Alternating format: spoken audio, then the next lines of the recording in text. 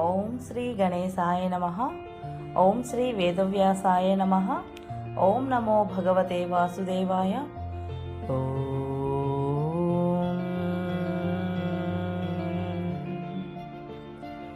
శుక్లాంబరధరం విష్ణుం శశివర్ణం చతుర్భుజం ప్రసన్నవదనం ధ్యాయేత్ సర్వవిఘ్నోపశాంతయే. నారాయణం నమస్కృత్య నరం చైవ నరోత్తమం దేవీం సరస్వతిం వ్యాసం తతో జయముధీరయేత్. అనగా నారాయణ స్వరూపుడైన శ్రీకృష్ణుడికి, నరోత్తముడైన అర్జునుడికి, వారి లీలలను ప్రకటించే సరస్వతీదేవికి, దానిని రచించిన వ్యాసునికి నమస్కరించి అసుర భావాలను తొలగించి అంతఃకరణ శుద్ధిని కలిగించే మహాభారత గ్రంథ పారాయణకు ప్రేరేపించిన శ్రీకృష్ణ భగవానుడిని ప్రార్థిస్తూ ఈరోజు పారాయణలోనికి వెడదాం. మరి హరే కృష్ణ. అందరికీ నమస్కారం. మహాభారత గ్రంథ పారాయణలో భాగంగా మనం ఈరోజు 235వ రోజుకు చేరుకున్నాము. నిన్న మనము ధృతరాష్ట్రుడు సంజయుడిని రాయభారానికి సిద్ధం చేయడం గురించి తెలుసుకున్నాం కదా. ఇక ఈరోజు మనము సంజయుని యొక్క రాయభారం గురించి తెలుసుకుందాము. చాలా బాగుంటుంది, చివరి వరకు స్కిప్ చేయకుండా చూడండి. హరే కృష్ణ. వైశంపాయనుడు చెబుతున్నాడు, ధృతరాష్ట్ర మహారాజు చెప్పినది విని పాండవులను కలుసుకోవడానికి సంజయుడు ఉపప్లావ్యానికి వెళ్ళాడు. అక్కడికి చేరుకొని అతడు ముందుగా యుధిష్ఠిరుడికి ప్రణామం చేశాడు. తర్వాత సంతోషంతో, రాజా, చాలా సంతోషం, ఈరోజు మీరు మీ సహాయకులతో పాటు క్షేమంగా దర్శనమిచ్చారు. ధృతరాష్ట్ర మహారాజు మీ క్షేమం గురించి అడిగారు. భీమార్జున నకుల సహదేవులు కుశలమే కదా? సత్యవ్రత చరణశీల వీరపత్ని అయిన ద్రౌపది ప్రసన్నంగానే ఉంది కదా అని అడిగాడు. అప్పుడు యుధిష్ఠిర మహారాజు, ఓ సంజయ, నీకు స్వాగతం. నిన్ను కలుసుకున్నందుకు ఈనాడు నాకు చాలా ఆనందంగా ఉంది. నేను నా తమ్ముళ్లతో పాటు ఇక్కడ క్షేమంగా ఉన్నాను. మా తాతగారైన భీష్ముల వారి క్షేమాన్ని గురించి చెప్పు. వారికి మా మీద మునుపటి స్నేహభావం ఉన్నదా? తన కొడుకులతో పాటు ధృతరాష్ట్ర మహారాజు, బాహ్లిక మహారాజు కుశలమే కదా? ధనుర్ధరులందరూ స్వస్థులే కదా? భరతవంశానికి చెందిన పెద్దలు, వృద్ధులు అయిన స్త్రీలు, తల్లులు, కోడళ్ళు, వీరికేమీ కష్టాలు లేవు కదా? వంటకత్తెలు, దాసీజనము, వారి పుత్రులు, వారి మేనల్లుళ్ళు, చెల్లెళ్ళు నిష్కపట భావంతో వింటున్నారా? దుర్యోధనుడు పూర్వంలాగా బ్రాహ్మణులతో తగిన రీతిగా నడుచుకుంటున్నాడా లేదా? నేను బ్రాహ్మణులకు ఇచ్చిన వృత్తులను అతడు తీసేసుకోలేదు కదా? ఎప్పుడైనా కౌరవులందరూ కలుసుకున్నప్పుడు ధృతరాష్ట్ర దుర్యోధనులతో మా రాజ్యభాగం ఇవ్వడం విషయమే చెబుతూ ఉంటారా? రాజ్యంలో బందిపోటు దళాలను చూచినప్పుడు ఎప్పుడైనా కానీ వీరాగ్రణి అయిన అర్జునుడిని గుర్తు చేసుకుంటున్నారా లేదా? ఎందుకంటే అర్జునుడు ఒకే పర్యాయం 61 బాణాలను వేయగలడు. భీమసేనుడు గదను చేతిలోకి తీసుకుంటే అతనిని చూసి శత్రువులు వణికిపోతారు. అటువంటి పరాక్రమం గల భీముడిని ఎవరైనా స్మరిస్తున్నారా? మహాబలవంతులు, సాటిలేని పరాక్రమం కల నకుల సహదేవులను వారు మరచిపోలేదు కదా? మందబుద్ధి అయిన దుర్యోధనుడు మొదలైన వారు దురాలోచనలతో ఘోషయాత్ర కోసం అడవికి వచ్చి యుద్ధంలో పరాజితులై శత్రువులకు బందీలుగా చిక్కారు. ఆ సమయంలో భీమార్జునే వారిని రక్షించారు. ఈ సంగతి వారికి గుర్తుకు వస్తోందా లేదా సంజయ? ఏ విధంగానూ దుర్యోధనుడిని జయించలేనప్పుడు, సామధాన భేద దండోపాయములను దేని చేతను కానప్పుడు ఒక మంచి పని ద్వారా అతనిని వశం చేసుకోవడం కఠినమని అనిపిస్తుంది కదా అని నర్మగర్భంగా పలికాడు యుధిష్ఠిర మహారాజు. అప్పుడు సంజయుడు, ఓ పాండునందన, నీవు చెప్పినది చాలా బాగుంది. నీవు కుశలం అడిగిన కురుశ్రేష్ఠులందరూ ఆనందంగానే ఉన్నారు. దుర్యోధనుడు శత్రువులకు కూడా దానం చేస్తాడు.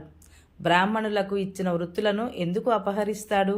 ధృతరాష్ట్రుడు తన కొడుకులను మిమ్మల్ని ద్వేషించమని చెప్పలేదు. వారు ద్రోహం చేశారని విని అతడు లోపలే బాధపడుతున్నాడు.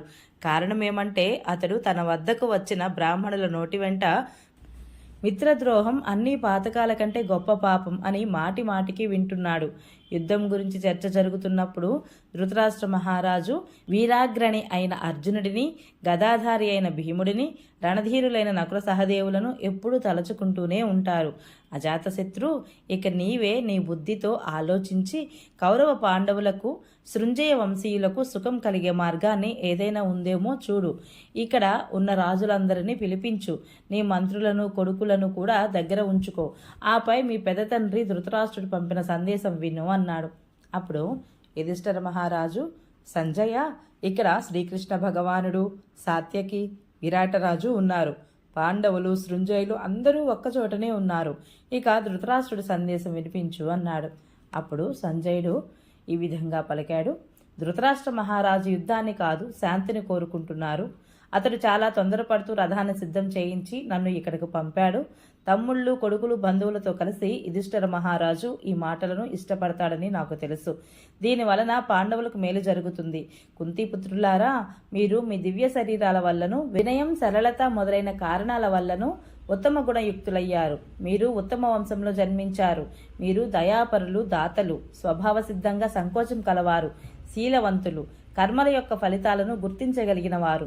మీ హృదయాలు సత్వగుణంతో నిండి ఉన్నాయి కనుక మీరు ఎటువంటి దురాలోచనలు చేయలేరు. మీలో ఏదైనా దోషం ఉంటే బహిర్గతమైపోతుంది. తెల్లని వస్త్రంపై నల్లని నలుపు దాగదు కదా. అందరికీ వినాశం కలిగించే అన్ని రకాల పాపాల పుట్టుకకు కారణమైన చివరికి నరకద్వారం పొందించే యుద్ధం వంటి కఠోర కర్మకు తెలివైన వాడు ఎవడు పూనుకుంటాడు? అక్కడ జయాపజయాలు రెండూ సమానమే. ధర్మాన్ని కానీ అర్థాన్ని కానీ సాధించలేని అటువంటి పనికి ఇతర అధములులాగా కుంతిపుత్రులు ఎందుకు సిద్ధపడతారు? ఇక్కడ శ్రీకృష్ణ భగవానుడు ఉన్నాడు. అందరిలోకి పెద్దవాడైన పాంచాల రాజు ద్రుపదుడు ఉన్నాడు. వీరందరికీ నమస్కరించి ప్రసన్నులు కమ్మని వేడుకుంటున్నాను. చేతులు జోడించి మీ శరణు కోరుతున్నాను. నా ప్రార్థనను మన్నించి కౌరవ సృంజయ వంశాలకు మేలు జరిగే కార్యం చేపట్టండి. శ్రీకృష్ణార్జునులు నా ప్రార్థనను తిరస్కరించారనే విశ్వాసం నాకుంది. అంతేకాక మరి ఏమిటి? నేనడిగితే అర్జునుడు తన ప్రాణాలను కూడా ఇస్తాడు. ఇది తెలిసే నేను సంధి ప్రస్తావన చేస్తున్నాను. సంధియే శాంతికి సర్వోత్తమమైన ఉపాయము. భీష్మ పితామహుడు, ధృతరాష్ట్ర మహారాజు ఇద్దరూ కూడా ఇదే ఉద్దేశంతో ఉన్నారు అని వినయంగా విన్నవించుకున్నాడు సంజయుడు. అప్పుడు యుధిష్ఠిర మహారాజు, సంజయ, ఏ మాటలను విని నాకు యుద్ధకాంక్షను ఉందనుకుని భయపడుతున్నావు?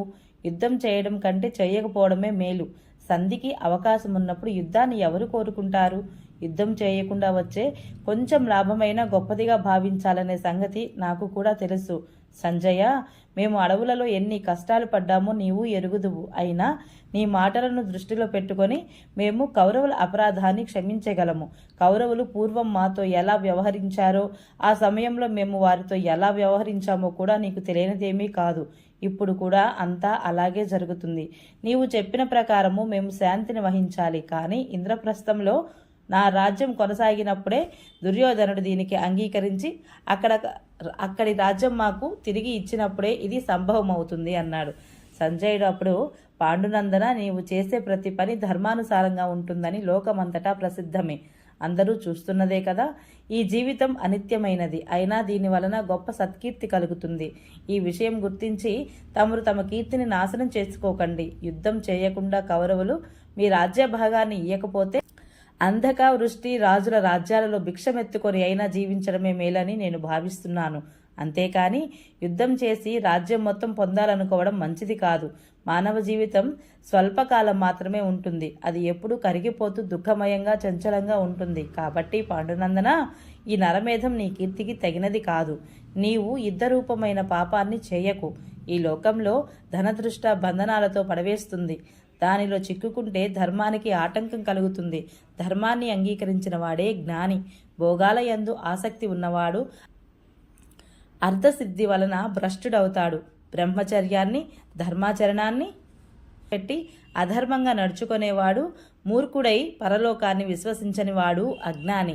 అతడు మరణించిన పిమ్మట గొప్ప కష్టాలు పడవలసి ఉంటుంది. పరలోకానికి వెళ్ళాక కూడా తాను మునుపు చేసిన పుణ్య పాప రూపములైన కర్మలను నశించిపోవు. ఇవి ముందు పాపపుణ్యాలే మనుషుడిని అనుసరిస్తూ ఉంటాయి. తరువాత మనుష్యుడే వాటి వెంట నడవాల్సి ఉంటుంది. ఈ శరీరం ఉండగానే ఏమైనా సత్కర్మలు చేయగలుగుతాం, కానీ మరణించాక ఏమీ చేయలేము. పరలోకంలో సుఖదాయకమైన అనేక పుణ్యకర్మలను మీరు చేశారు. సత్పురుషులు వాటిని ప్రశంసించారు.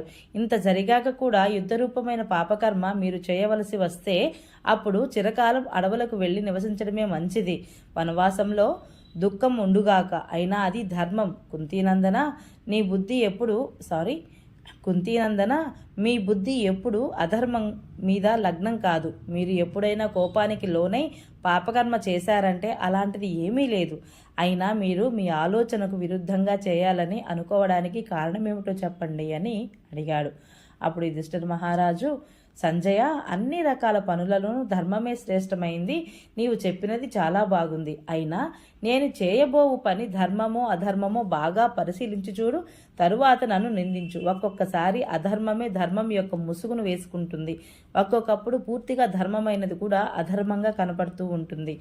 ఒక్కొక్కప్పుడు ధర్మం స్వస్వరూపంతోనే ఉంటుంది. విద్వాంసులైన వారు తమ బుద్ధితో దీనిని పరీక్షించి తెలుసుకుంటారు. ఒక వర్ణానికి ధర్మమైనది వేరొక వర్ణం వారికి అధర్మమవుతుంది. ఈ రీతిగా చూసే ధర్మాధర్మాలు నిత్యము ఉండేవే. అయినా ఆపద కాలంలో ఇవి తారుమారు కూడా అవుతూ ఉంటాయి.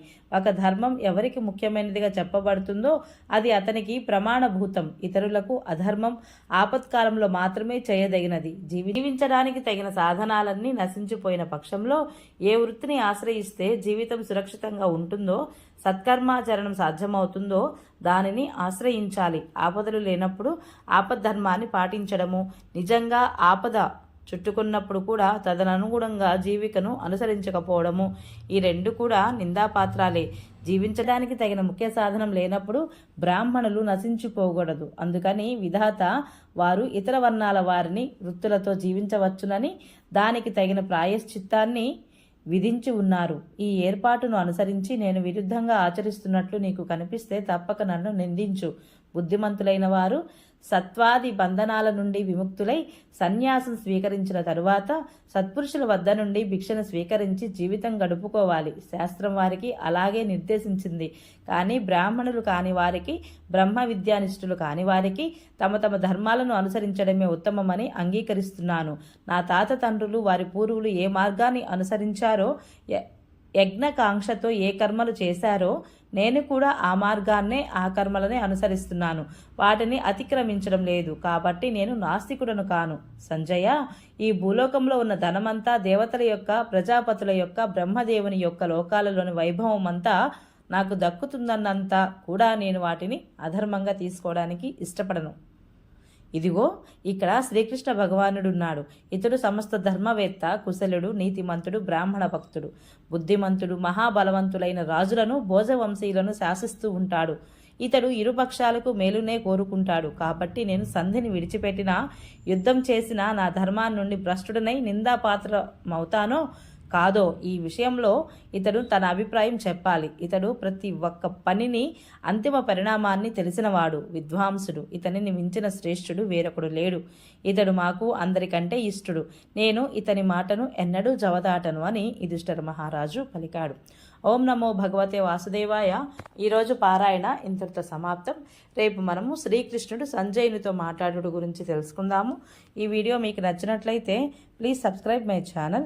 Like, share, comment please. Thank you.